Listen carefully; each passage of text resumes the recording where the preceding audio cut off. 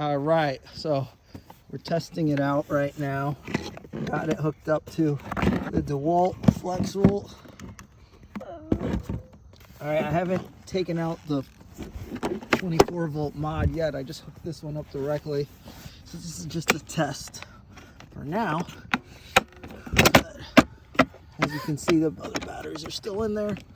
This is just a test. All right, Sophia, let her rip. Oh man, with just 20 volts, it's got some power.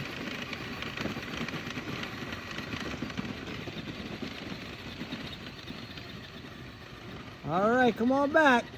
And this has the 24 volt motor upgrade. Damn! I'm loving it.